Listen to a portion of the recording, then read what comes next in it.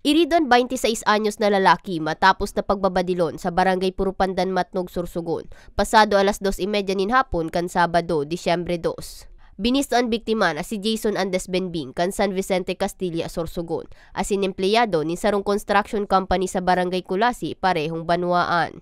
Sigun kay Police Captain Jonathan Hapa, Deputy Chief of Police ng Matnog Municipal Police Station, bitbit ang sangga 2,000 pesos na pangpasweldo sa mga katrabaho, pigbabaybay kuta kan biktima andalan pasiring sa iyang trabaho. Alagad ini ang tinambang ang pag-abot sa nasambit na lugar, dangan nilalay pa kan mga sospek ang nasambit na kantidad. Hinarang po siya ng dalawang suspisyado na armado ng maiksi na baril at binaril po siya habang siya po ay nakaupo sa kanyang motorsiklo. Noong pagkatapos po, madam, ay tumakbo na po itong mga suspitsado papunta po sa remote area ng barangay Kulasi. Dagdag pa kan Hepe, may pigtututukan sindang person of interest. Nanawagan po kami sa mga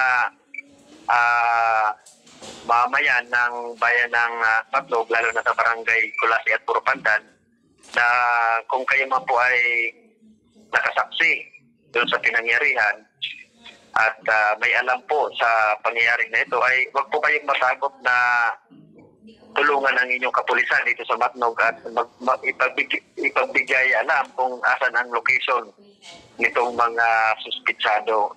Sa presente, padagos pa ang pigigibong investigasyon kang Matnog MPS sa nangyari. Nagpaparahay naman sa ospital ang biktima na nagsapo nin tama nin bala sa tuong parte kang pandok na tuminago sa walang parte kan liog kaini. Katakod kaini patanig kang kapulisan, en kasong maluwas na may darang dakulang kantidad ning kwarta, siguraduho na warang nakakaaram nga ning maibiteran ang siring na insidente. Para sa Mabaretang Tatak Bicol, May Arango.